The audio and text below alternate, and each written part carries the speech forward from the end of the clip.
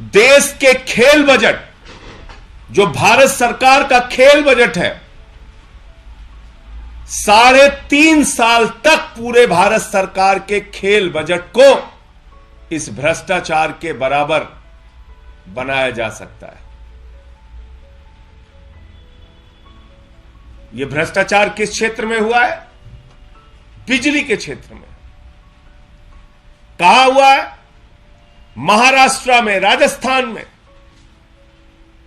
यानी इस देश के लोगों को जो महंगी बिजली मिल रही है, इसके पीछे कारण संसाधनों की कमी नहीं है।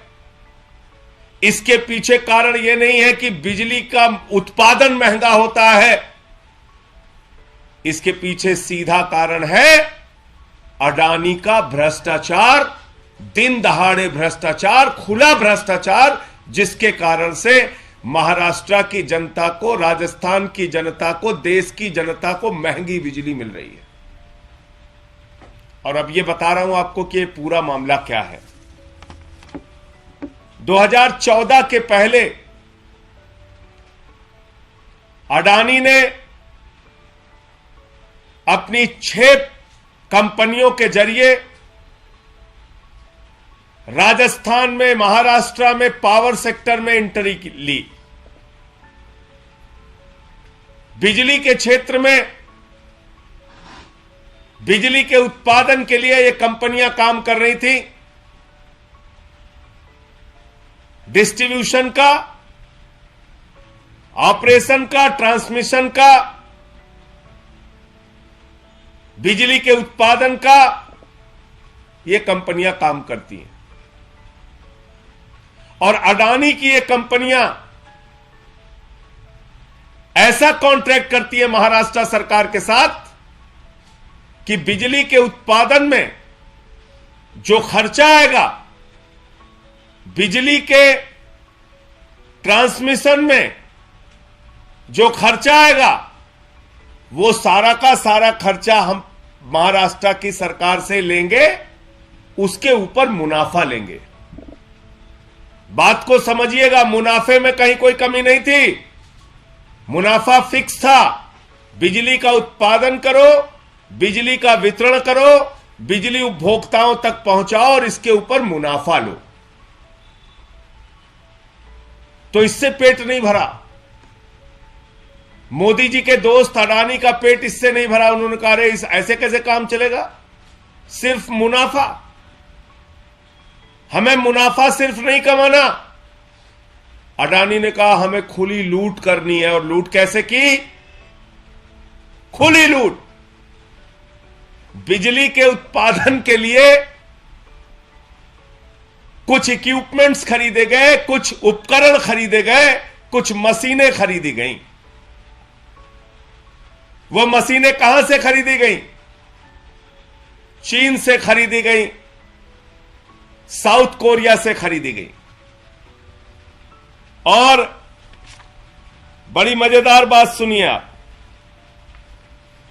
इसमें जो साउथ कोरिया और चीन से मशीनें खरीदी गई, यानी आप पत्रकार हैं या कक्षा 10 के भी किसी बच्चे से पूछ लेंगे, क्लास 10 के बच्चे से भी पूछ लेंगे, या थोड़ा बहुत इंटरनेट की जानकारी रखने वाला व्यक्ति, अगर उससे भी आप पूछ लेंगे कि भाई ये मशीन कहां मिलेगी, ये उपकरण कहां मिलेगा, तो आपको सीधे बता देगा भाई चीन में मिलेगा।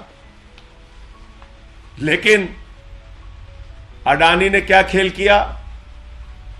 जो सामान एक एक व्यक्ति को मालूम है कि वो चीन से मिल सकता है, सस्ते में मिल सकता है, अडानी ने उसके लिए जो ऑर्डर दिया वो मॉरिशस में दिया। जो सामान चीन से मिल सकता है, सस्ते में मिल सकता है, उसका ऑर्डर दिया मॉरिशस में, उसका ऑर्डर दिया दुबई में, उसका ऑर्डर दिया अपने भाई की फर्जी कंपनी में। उनके भाई का नाम है विनोद अडानी। अपने ही भाई के फर्जी कंपनी में उन बिजली के मशीनों को, उस उत्पादन के लिए इस्तेमाल होने वाले इक्विपमेंट्स को खरीदने का ऑर्डर देते हैं अडानी। अगर 100 रुपए की चीज है तो 1000 रुपए उसका दाम बताया जाता है। अगर 1000 रुपए की चीज है तो 10,000 रुपए उसका दाम बताया जाता है। अगर 1 करोड़ की चीज है तो 20 करोड़ उसका दाम बताया जाता है। मैं पढ़ रहा हूं आपके सामने, एक डिस्क इंसुलेटर्स है। अब ये डिस्क इंसुलेटर जो है, इसकी कीमत है 95 करोड़ रुपए। इसको खरीदा गया 575 करोड़ रुपए में। किससे? अपने ही भाई की कंपनी से, विनोद अडानी से। एक इक्विपमेंट है ऑप्टिकल फाइबर, इसका दाम है, वास्तविक दाम है 21 करोड़ रुपए। महंगी बिजली बेचने के लिए, लूट और फर्जी मुनाफा कमाने के लिए यह 21 करोड़ रुपए का ऑप्टिकल फाइबर खरीदा गया 236 करोड़ रुपए में, 1000 गुना से भी ज्यादा। टरबाइन जनरेटर है एक इक्विपमेंट, यह 2700 करोड़ रुपए इसका वास्तविक दाम है। इसको खरीदा गया 5000 करोड़ रुपए में। और ये पूरी लिस्ट है, ये लिस्ट अभी आपको सौंप दी जाएगी। इसके अंदर बहुत सारे जानकारियां हैं, ये चार्ट बना हुआ है कितने का सामान कितने में खरीदा गया और कैसे खरीदा गया। ये भी एक बड़ा मजेदार मामला है। ये सामान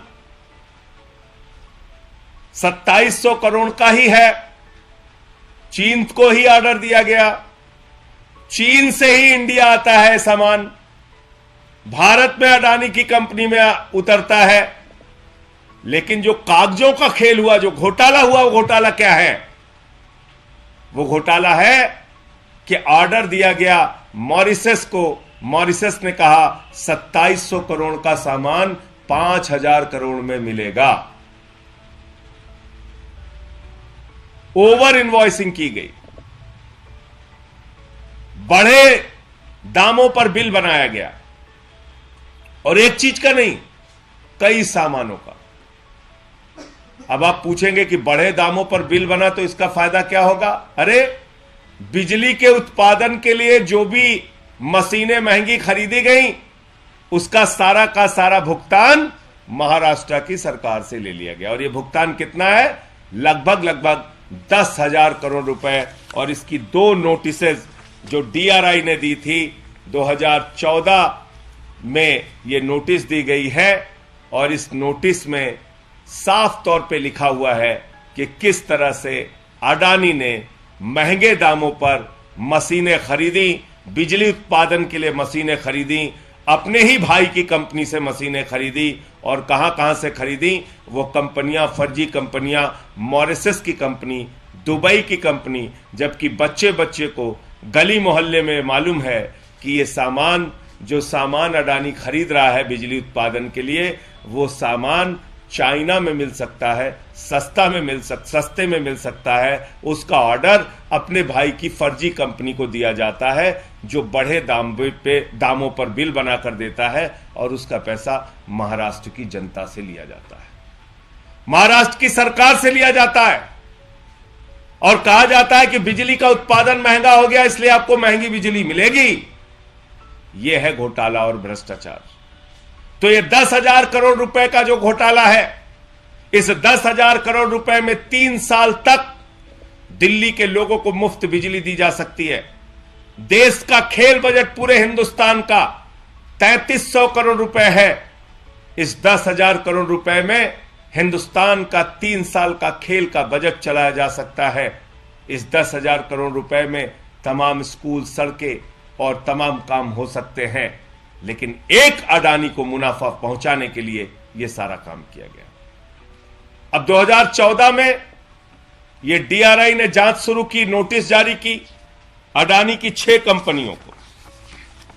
और देखिए, इसमें ये 6 कंपनियों का नाम पूरा लिखा हुआ है। 6 कंपनियों का नाम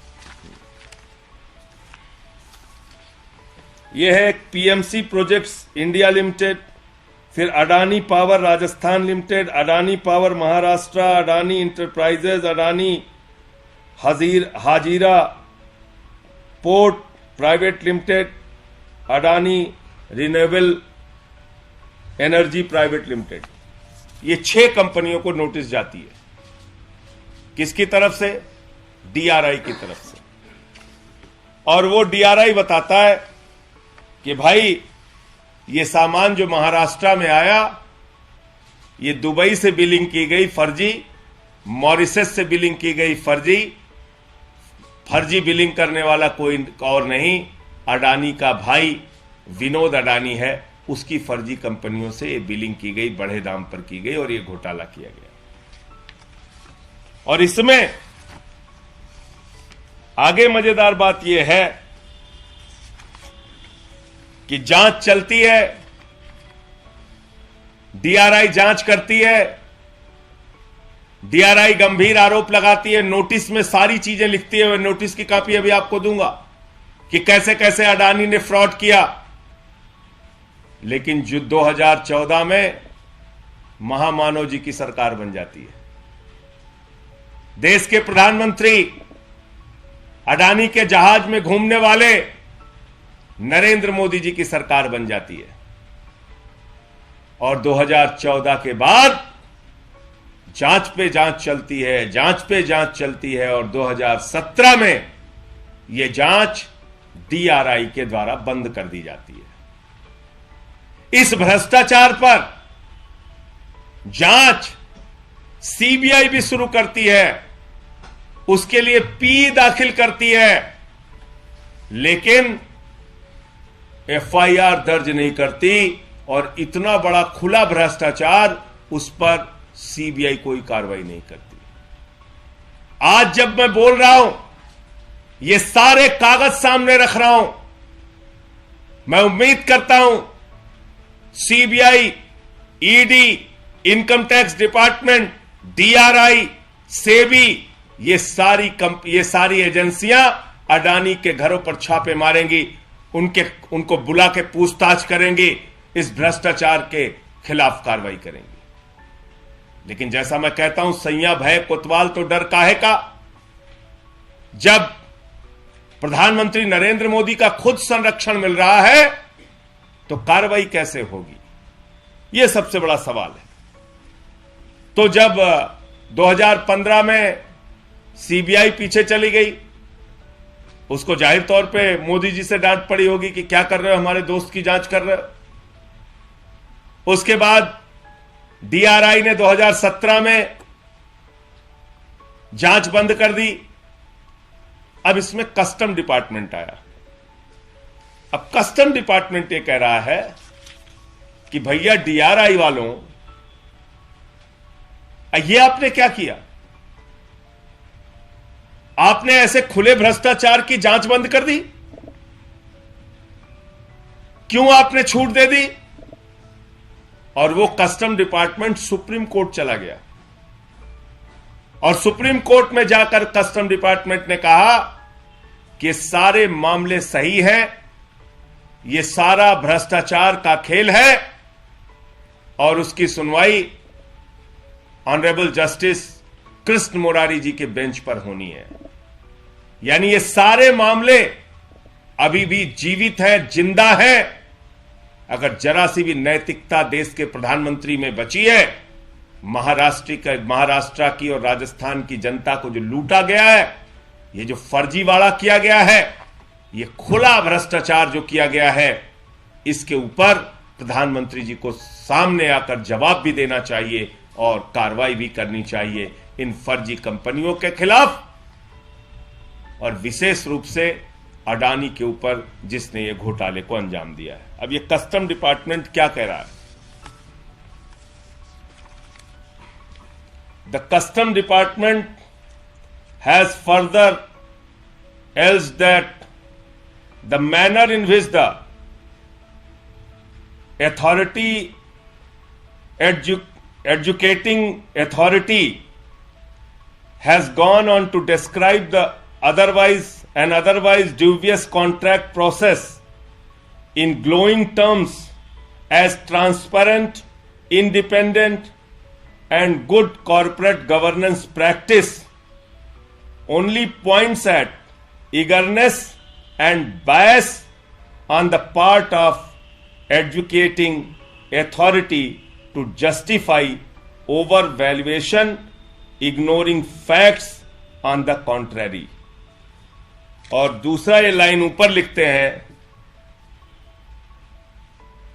DRI order suffers from several contradictions which indicate either total non-application of mind or recklessness in passing of the order.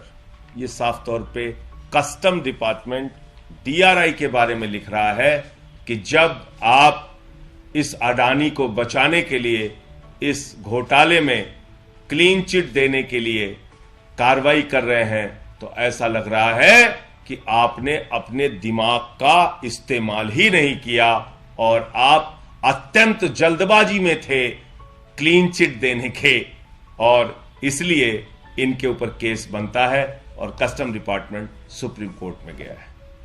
यह पूरा का पूरा घोटाला और भ्रष्टाचार महाराष्ट्र की जनता के साथ किया गया है, राजस्थान की जनता के साथ किया गया है, खुले तौर पर भ्रष्टाचार है।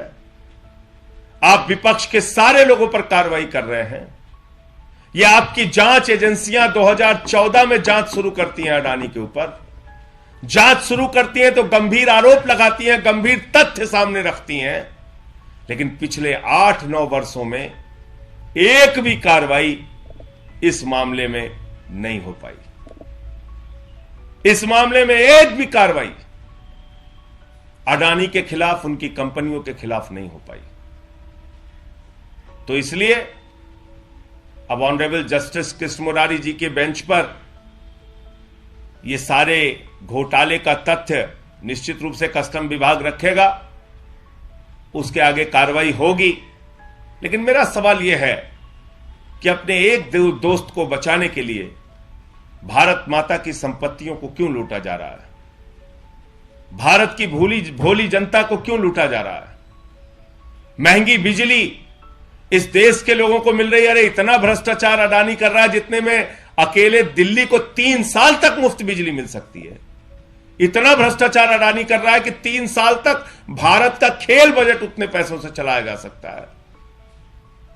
और आप आंख पे पट्टी बांधे और कान में रुई लगाए हुए चुपचाप बैठे हैं प्रधानमंत्री जी। आप धृतराष्ट्र की भूमिका में हैं। यह अन्याय, यह भ्रष्टाचार आपको दिख नहीं रहा है? तो मेरा सवाल यह था, आपके कोई प्रश्न हो आप पूछ सकते हैं। सर, ये कितने का सामान था? 2700 करोड़ का। और ये तो मैंने 3 इक्विपमेंट खाली आपके सामने पढ़े हैं, इसकी पूरी लिस्ट है, वो लिस्ट आप देख लीजिएगा। और जो DRI की तरफ से नोटिसेस गई हैं, उनको 2 नोटिसेस तो हमें मिली हैं और भी बहुत सारी जांच उनकी चल रही है। वो करीब करीब 10,000 करोड़ रुपए का इन्होंने पूरा खेल किया है। इसमें जो तथ्य है वो करीब आपको 5-6 हजार करोड़ रुपए तक के मिल जाएंगे। तो इसमें एक डिस्क इंसुलेटर है जो 95 करोड़ जिसकी वास्तविक कीमत है, और उसको खरीदा गया है 575 करोड़ रुपए में।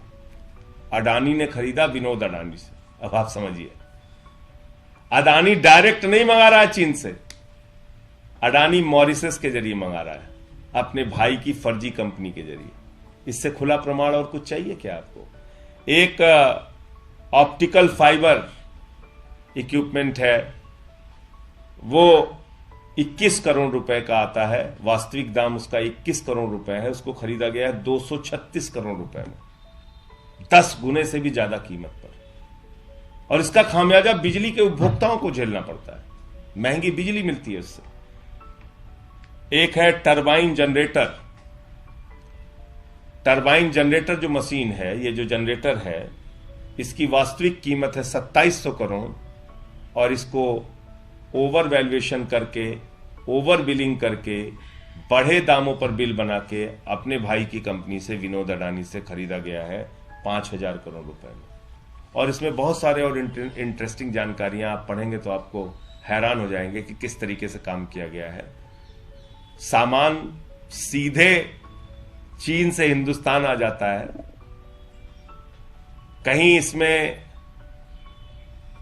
विनोद अडानी की भूमिका नहीं है सामान के आने में, खाली बिलिंग विनोद अडानी से की जाती है। और ऐसे साक्ष्य हैं कि मान लीजिए 21 करोड़ रुपए वास्तविक दाम है ऑप्टिकल फाइबर का, हां ऑप्टिकल फाइबर का, तो 21 करोड़ रुपए तो चाइना की कंपनी को गया। समझिएगा ध्यान से, 21 करोड़ रुपए चाइना की कंपनी को गया। लेकिन बाकी जो 211-12 करोड़ रुपए है, 215 करोड़ रुपए है, हाँ 215 करोड़ रुपए जो बाकी बचता है, वो पैसा जाता है विनोद अडानी की कंपनी में। मतलब आप समझ गए, घोटाले का पैसा विनोद अडानी की फर्जी कंपनी में जा रहा है, वास्तविक पैसा चाइना की कंपनी में सीधे जा रहा है। अगर तुमने विनोद अडानी से सामान खरीदा है तो पूरा पैसा, पूरा पेमेंट तो विनोद अडानी को होना चाहिए ना। आप बताइए मुझे, अगर सामान आपने विनोद अडानी से खरीदा है, मॉरिशस की कंपनी से और दुबई की कंपनी से, तो पूरा पेमेंट तो उसको होना चाहिए ना। लेकिन वास्तविक जो पेमेंट है, जो सही दाम का पेमेंट है, वो तो चाइना की कंपनी को हो रहा है। जो भ्रष्टाचार का पैसा है, वो पैसा कहां जा रहा है? विनोद अडानी की कंपनी में, दुबई में और मॉरिशस में। दोनों कंपनियों का क्या नाम है इसके? विनोद अडानी के। इलेक्ट्रोजन इंफ्रा ये कंपनी है दुबई की, मॉरिशस में इसकी सब्सिडरी है। और ये कंपनियां, दोनों कंपनियां मॉरिशस और दुबई से काम कर रही हैं, घोटाला कर रही हैं, खुली जानकारी है, डीआरआई के पास सारे साक्ष्य हैं। 2014 में वो सख्ती भरा नोटिस जारी करती है, सारे डिटेल्स उसमें देती है। 9 साल हो गए, अब तक आपने कुछ भी नहीं किया, कोई कार्रवाई नहीं की, इतनी बड़ी जानकारी होने के बावजूद आपको। और आप ही का कस्टम डिपार्टमेंट है, वो लिख रहा है कि भैया तुमने अपने दिमाग का इस्तेमाल नहीं किया, ये तो खुला भ्रष्टाचार है, तुमको जल्दबाजी थी क्लीन चिट देने की।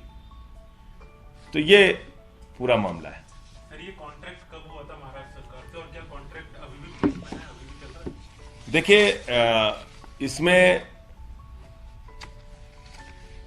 कार्रवाई जो हुई थी, जो जानकारी आई थी, वो 2014 की डेट मैं आपको पढ़ के सुना दे रहा हूं। जो नोटिस गई है, ये नोटिस गई है 15/5/2014 को, यानी कि मई के महीने में ये नोटिस गई है। उसके पहले का ये कॉन्ट्रैक्ट है, उसके पहले की ये खरीदारियां हैं। तो ये 12 से 14 के आसपास ये सारे कॉन्ट्रैक्ट हुए हैं और सारे मशीनें खरीदी गई हैं। कॉन्ट्रैक्ट की एक डेट देख लीजिए इसमें। नहीं, जो ये काम इसको जो मिला है। और चाइना की तो कितनी कंपनियों को दिया था जैसे असल 2013 में, 12-13 में, 2012-13 में कॉन्ट्रैक्ट शुरू हुआ। तो सर अभी वो कॉन्ट्रैक्ट चल रहे हैं क्या? अब मौजूदा हाल में बिल्कुल चल ही रहा होगा। कोई, जब मैंने कहा सैया भय कोतवाल तो डर का है, का अब क्यों बंद हुआ होगा? जितने साल का कॉन्ट्रैक्ट होगा, कॉन्ट्रैक्ट चल रहा होगा। और सामान कौन से लिया गया सर? 3 सामान बताया और बाकी सामानों की लिस्ट है इसमें। चाइना से कौन से सर? 14 में? हाँ, 13 में लिया गया, 14 में नोटिस दी गई कि आपने जो इसमें फ्रॉड किया है, वो फ्रॉड बहुत साफ है।